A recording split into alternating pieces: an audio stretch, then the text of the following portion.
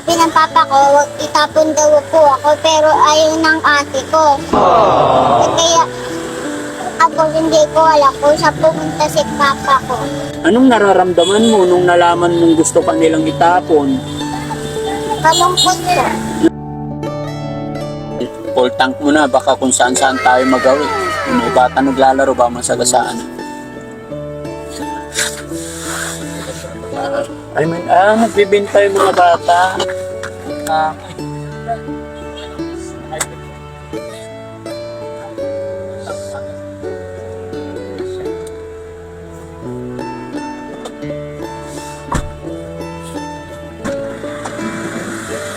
Hi ate, magkano basahan mo?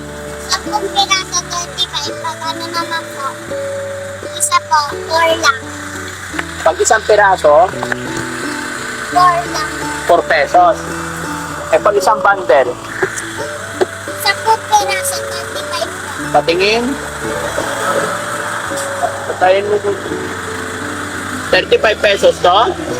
Papagsak po po. Ilang piraso? Sa po, Bakit ka nagtitinda? wala po yung kasama ko ng tubig po. Ako mo ng tubig. Bakit kayo nagtitinda? Wala lang po, para makabili po ulit ng basahan para ipatid. Pag nabenta mo to, may pambili ng basahan ulit. Opo. Yung sipag mo naman. Bakit ang sipag mo magtinda? Asan nanay tatay mo? May bigang ko lang po, di po atin. Ay, hindi mo ate yung kasama mo? Ay, bakit ka sumasama? Pinasasama lang po ako para magtinda po. Oo. Kasi nag-iipon po din ako. Nag-iipon ka rin. Opo. Para sa'yo iniipon mo. Ipapambili ko po Na, sa mama ko po. anong bibilhin mo? Cellphone po. Cellphone. Wala ka bang cellphone? Opo. Pero sinabi ko kay mama, bibili ko pa. Bibili mong bahay. Opo, si mama. Bibili ng bahay si mama pag nakaipon ka. Opo. Saan ba binibigay sa'yo pag sumama ka magtinda? Pagtapos po namin magtinda po, ano po, binibigay na po yung pera. Magkano? Hindi ko pa po alam.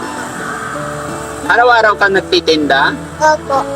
Minsan po, niyayaya ko po lagi. Oo. Magkano binigay sa'yo kahapon? Kahapon po, ano po, 22. 22. Opo. Oh, nag-aaral ka ba? Opo. Anong grade ka na? Grade 2. Ang galing, kaya pala marunong ka na. Anong pangalan mo pala? Haili po. Ailey? Opo. Oh, ilang taong ka na? Ano po, 6. 6.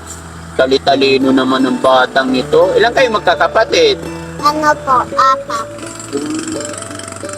Araw-araw kayo nagtitinda ng basahan. Opo. Oh. Paano yun? Di ba nag-aaral ka? Paano ka magtinda pag pumasok? Pagtapos po namin mag-uwian, nagbibihis po, tapos ayayain na po magtinda po. Magaling. Ano pangalan ng mama at papa mo? Risa Barbeto, tapos yung papa ko, di na po bumabalik sa amin. Ay, nasaan ang papa mo? Nag-iwalay na po ng mga, Bakit sila naghiwalay? di ko po alam. Kailan umalis? Nang baby pa po ako. Baby ka pa, umalis na. Opo. So hindi mo na nakita yung papa mo. Hindi po. Nasaan daw siya ngayon? Hindi ko po alam. Hindi mo namimiss yung papa mo? Hindi po, kasi ano yung bata daw ako, sabi ni mama, di daw ako, naalagaan. Hindi kayo nalagaan ng papa. Tapos hindi daw ako pinipila ng gatas. Hindi ka binibili. Father's Day ngayon. Sana kasama mo yung tatay mo. Batiin mo siya. Baka maalala ka niya. Pero alam niyo kung nasaan yung papa mo. Hindi po. Simula pong kasi sabi po ng papa ko, itapo na daw ako. Yung isa pong ate, sabi ng huwag. Kaya yung papa ko na lang umalis. Ano sabi ng papa mo? Itapon na lang daw ako, tapos kasi kaya ganun, kasi pinulot lang ako, kasi galing ako kay mama, tapos sabi ng papa ko, sabi ng papa ko, wag itapon daw po ako, pero ayaw ng ate ko. Eh kaya, ako hindi ko alam kung saan pumunta si papa ko. Bakit ka nila itatapon? Hindi ko po alam. Anong nararamdaman mo nung nalaman mong gusto ka nilang itapon? Malungkot ko. Nalungkot ka. Opo. Oh. Nalulungkot ka. Basta mag-aaral ka na lang. Paano kung nandito yung papa mo, halimbawa magkita kayo ng papa mo, anong sasabihin mo sa papa mo?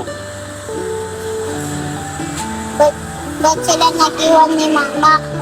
Dapat sila naghiwalay. Opo. Pero gusto mo magbalikan sila ng mama mo. Opo. Bakit? Kasi, kasi wala na akong papa. Kasi wala kang papa. Gusto mo magkaroon ng papa? Opo. Kaya nga. O sige. Halimbawa na para baka sakaling makita ka ng papa mo pag nagkita kayo, ano sasabihin mo sa kanya?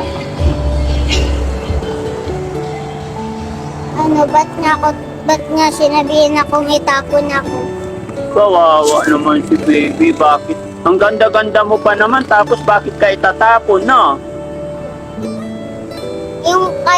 Kasi alam na po lola ko na po nun. Alam ng lola mo na Nung sinabihan po ako ng papa ko po nun. na itatapon ka. Opo. Tapos yung isa ko naman pong ate, yung sunod po ako, sabi niya ayaw niya daw ako itapon. Buti mabait yung lola mo, mama mo, tsaka ate mo, no? Opo. Mabait din po kuya ko. Mabait din ang kuya mo. Opo. Pero mag-iingat ka, ha? Saan ang bahay nyo? Doon po sa taas. Malayo? Hindi po. Diyan po sa taas, yung sa may apartment. Ano hanap buhay ng mama mo? Nagtatrabaho po siya sa Bumpares. Sa Bumpares. Opo. Araw-araw yon. Opo. Magkano sweldo ng mama mo? Pag si ate naman po magtatrabaho po doon, 200. 200 everyday. Opo. Kaya ikaw nagtatrabaho ka din. Ako lang po, kinukuha ko po yung pinagkainan ng mga tao po, tapos niladala ko po sa lababo po. Tumutulong ka. Opo, tapos, pinupunasan ko yung lamesa. Tapos pag uwian na ng 11, nililipit ko na yung upuan, tapos niwawalis ko na. Ang sipag mo naman. Bakit masipag ka?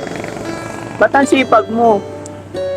Tapos pagka unti daw yung tao, kumakanta ako para dumami. Kumakanta ka rin? Opo. Oo. Marunong ka ba kumanta? Opo, wala pa po akong maisip kung ano pa po. Ano kinakanta mo doon? Yung mga alam ko lang pong kanta. Sampulan mo nga ako, pwede? Di ko, kasi pag may dapat po kasabay po ako, parang alam po. Ano bang kanta alam mo? Sige, sasabayan kita. Di ko po kasi alam yung mga lyrics. Hindi mo pa alam ang lyrics. Kailangan may tugtog, sasabayan mo. Tapos, kailangan po, tuturuan pa ako. Tuturuan ka, oh. Mag-aral ka mabuti, ha? Opo. Okay. Atay, bakit kasama mo siya lagi? Para lang po Lapit ka, te. Okay lang? Nagpa-vlog ako, eh. Inalok niya ako, kaya, nasama siya sa video ko. Bakit kasama mo siya lagi? Para po may pagkain sila sa may pabili ko ng mga ibang po nilang gamit. Ano mo siya? Kaibigan lang ko po. Kapitbahay niyo? Opo. Ganon? Araw-araw siya sumasama sa'yo? Opo. Pero pag minsan po, pag kasama po siya ng ate niya, ako na lang po nagtitinda. Taga saan ka naman? Magkatabi lang sila. Ano pangalan mo, ate? My name is Elijah Gerald L. Squera. Ilan taong ka na po? 14 years old. 14. Nag-aaral ka din. Opo. Sipag nyo naman. Bakit ka nagtitinda? Sarili mong business to? Hindi po, sa parents din namin. Ginagawa ng parents mo. Opo. 14 years old, no? Marunong na maghanap buhay. Aral naman kayo. Mag-iingat kayo, mag-iingat kayo lagi ha. Opo. Ikaw ate, mag-iingat ka ha. Napa. Okay, bigyan ko kayo ng ano. Sige, sa'yo na to, pero bibigyan na lang ko kayo ng pambaon ha. Wait lang. Ayan, bibigyan ko kayo ng pambaon ninyo ha. Marunong ka na sa pera. Opo. Magkano to? 500. Oy, ang galing. Okay, sa'yo to.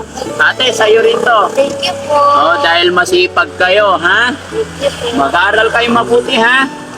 Okay. So, ayan mga kababayan, habang nagkasulina ako dito, itong batang to ay inalok ako ng basahan, kaya ayan, bigyan ko lang sila ng kaunting pambaon nila kasi pareha silang nag-aaral. 6 na taon? Napa. Tapos si ate 14. Ang galing naman. Ano masasabi ni ate ngayon at nakatanggap ka ng pambaon? Maraming salamat. Very good. Si ate naman. Thank you po para po may pagkakas po sa bahay namin.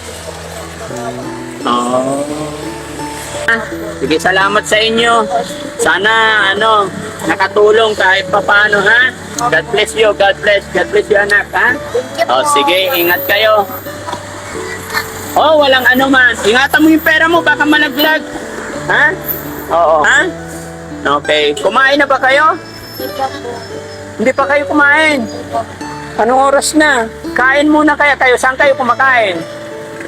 Ano po, wala po po kasi si Daddy na mamasada pa rin pa ng ulam ng pagkain. Ay, hahatiran kayo ng pagkain. Opo. May mabibilan pa ng pagkain dito? Hindi po lang po. Oo. Gusto nyo bigyan ko na lang kayo ng pambili pagkain para kumain na kayo? 12:30 na Di pa kayo nagla-lunch. Sige, dagdagan ko yan. Bigyan ko kayo ng pagkain. Bigyan, hindi pa pala sila kumakain mga kababayan. Ayan. Hanap ka na kayo ng pagkain. 200 ulit kayo, ha? Para kain na kayo. Pangkain nyo, ha? Thank you po. Sige, ingatan mo yung pera mo, malaglag. Gabayan mo na lang siya, ha? Baka mawala yung pera niya, ha? Kain na kayo. Sige na. Kawawa naman yung mga batang to. Hindi pa nagla-lunch, eh. Anong oras na? 12:30 na. Sige, kain muna kayo, mga anak. Ingat kayo. Huwag kayong magpapagabi, ha? Sige, ingat. Hawakan mo muna, ate. Bigay mo na lang sa kanya. Po, bye-bye po.